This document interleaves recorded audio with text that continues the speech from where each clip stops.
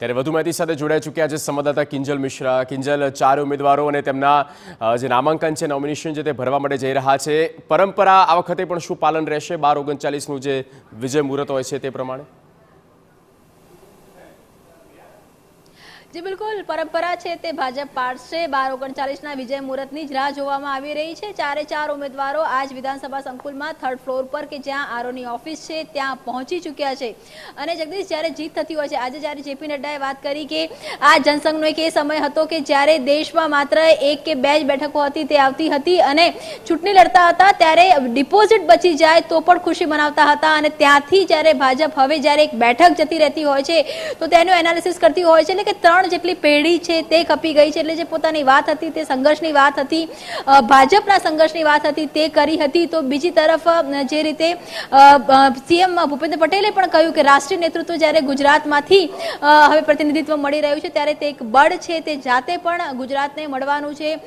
ત્યારે આ તમામની વચ્ચે સૌથી મહત્વપૂર્ણ જે વાત હતી તે ભાજપ પ્રદેશ પ્રમુખ સી આર પાટીલે કરી કે 2 બેઠક હતી, 2 ની 4 એટલે કે ભાજપ આ વખત રાજ્યસભામાં ચોગ્ગો લગાવવા જઈ રહ્યું છે। અને જ્યાં સુધી વાત છે આગામી સમયની તો જ્યારે કે 2026 માં જ્યારે રાજ્યસભાની ટર્મ પૂર્ણ થશે એક બેઠકની ત્યારે અત્યારે કોંગ્રેસમાંથી શક્તિસિંહ ગોહિલ છે એટલે કે 2026 में વધુ એક જે બેઠક છે તે ભાજપના ફાળે જશે અને 2026 માં ગુજરાત છે, ગુજરાતમાંથી રાજ્યસભાની જે બેઠકો છે ત્યાંથી કોંગ્રેસ મુક્ત થઈ જશે। એટલે એક જે વિશ્વાસ છે, એક જે કોન્ફિડન્સ છે તે ત્રણેય નેતાઓમાં જોવા મળતો હતો।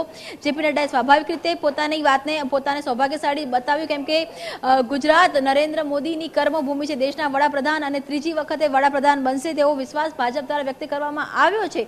ત્યારે ભૂપેન્દ્ર પટેલની વાત કરવામાં આવે કે ભાજપ પ્રદેશ પ્રમુખ સી આર પાટીલની વાત કરવામાં આવે કે કેન્દ્રીય રાષ્ટ્રીય પ્રમુખ રાષ્ટ્રીય અધ્યક્ષ જેપી નડ્ડાની વાત કરવામાં આવે, ત્રણેય ગુજરાત અને દેશની વાત હતી તે કરી હતી।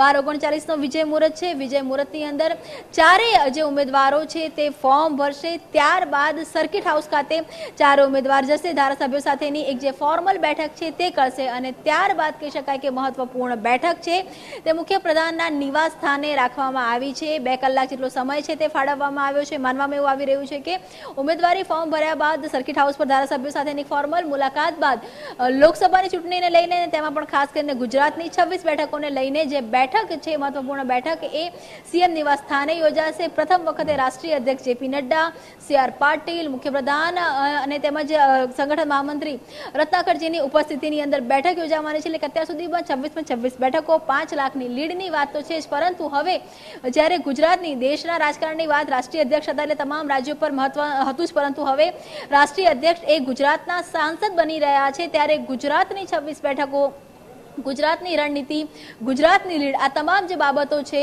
તેની પર ખાસ ફોકસ કરવામાં આવશે અને એ જ કારણ છે કે ઉમેદવારી ફોર્મ ભર્યા બાદ ધારાસભ્યો સાથેની બેઠક બાદ મહત્વપૂર્ણ બેઠક એ સીએમ નિવાસ સ્થાને યોજાશે। બિલકુલ, અને કિંજલ એટલા માટે જ આ જનસંઘની જ્યારે વાત છે ને જનસંઘના સંઘર્ષથી લઈને અત્યાર સુધીમાં તમે જે પ્રમાણે કહ્યું કે એક બેઠક પર જ્યારે હારે છે ભાજપ તો એનું આંકલન કરવામાં આવતું હોય છે, કયા કયા તેના એ નેગેટિવ જે પોઈન્ટ્સ છે તેની ઉપર પણ ફોકસ કરવામાં આવતું હોય છે અને એટલા માટે જ એક મેસેજ આજની આ જે ઉમેદવારી ભરવાની અને તે પસંદગી કરવામાં આવી છે તેના પરથી એક મેસેજ એવો પણ પાસ થઈ રહ્યો છે કે જુઓ, આ એક કેડર બેઝ પાર્ટી છે જેમાં અધ્યક્ષ પદ ઉપર હોય કે પછી એક સામાન્ય કાર્યકર્તા કેમ ના હોય તેને પણ પાર્ટી એટલું જ મહત્વ આપે છે। जी बिल्कुल, आ मैसेज न मात्र हमेशा जो एक जगदीश એવું જોવા મળતું હોય છે કે ગુજરાત પર જ ગુજરાતમાં જ ભાજપ પ્રયોગ કરતી હોય છે, ગુજરાતમાં જ ભાજપ સરપ્રાઈઝ પણ આપતી હોય છે અને ગુજરાતમાં જ ભાજપના કેટલાક શોકિંગ એલિમેન્ટ પણ હોય છે। પ્રયોગશાળા એ ભાજપ માટે હંમેશા ગુજરાત રહ્યું છે અને ત્યાંના જે સફળ પ્રયોગો છે તે હંમેશા બહાર કહી શકાય કે જોવા મળતા હોય છે। છેલ્લા કેટલા સમયથી ગુજરાતમાં એવું જોવા મળી રહ્યું હતું કે કેમ કે 5 લાખની લીડની વાત છે, ભરતી મેળા ચાલી રહ્યા છે, કોંગ્રેસમાંથી કેટલાક ધારાસભ્ય છોડો ફાડીને ભાજપમાં આવી રહ્યા છે, આમ આદમી પાર્ટી હોય, કોંગ્રેસ હોય, ત્યાંથી જે પણ નેતાઓ આવતા હોય છે તેમને પ્રાધાન્ય મળતું હોય છે। સ્વાભાવિક રીતે કાર્યકર્તાઓમાં એક દુઃખની લાગણી હતી। આ તમામની વચ્ચે 2 જે ફેક્ટર છે તે અહીંયા સેટ કરવામાં આવ્યા। મયંક નાયક કે જે પાયાના કાર્યકર્તા કે જે ગઈકાલે પણ એક સામાન્ય બેઠકની અંદર હતા, નાના નાના કામમાં સતત તે કહી શકાય કાર્યરત રહેતા હતા, એક પાયાના કાર્યકર્તાને જે રીતે રાજ્યસભાની બેઠક માટેની ઉમેદવારી ફોર્મ ભરાવાનું છે અને તે જાણ પણ તેમને જ્યારે બેઠકમાં હતા ત્યારે કરવામાં આવી છે। એટલે કે કાર્યકર્તાનું જે મહત્વ છે તે બતાવવામાં આવ્યું છે અને એ કારણથી જે અન્ય કાર્યકર્તાઓ હતા એક જે પોઝિટિવ ઇફેક્ટ અથવા પોઝિટિવ વાઇબ્સ થાય છે તે પણ થઈ રહી છે અને એની તમામની સાથે જે રીતે આપ જુઓ કે કોંગ્રેસમાંથી સોનિયા ગાંધીને રાજસ્થાનમાં રાજ્યસભાના ઉમેદવાર તરીકે ફોર્મ ભર્યું છે તો ભાજપની વાત કરવામાં આવે તો રાષ્ટ્રીય અધ્યક્ષનું એક અલગ મહત્વ હોય છે.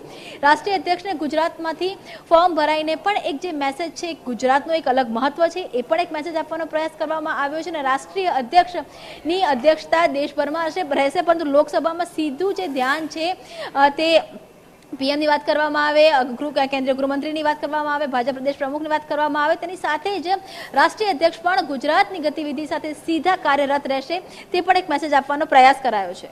બિલકુલ, અને સૌભાગ્યપૂર્ણ તેઓ આ ક્ષણ ગણી રહ્યા છે. ખાસ તો જેપી નડ્ડા, આભાર કિંજલ આ તમામ માહિતી આપવા માટે.